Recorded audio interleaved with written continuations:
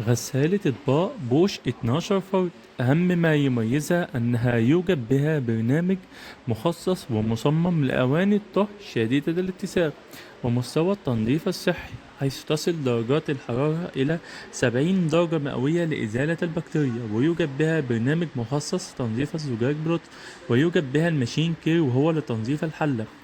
الغسالة يوجد بها 2 رف زائد 3 رشاش، ويوجد ما يسمى الدوزج اسيست وهو مكان لحفظ الكبسولة، براءة اختراع من بوش لتحليل كامل للكورس أثناء دورة الغسيل، وبالتالي درجة التنظيف تكون أفضل.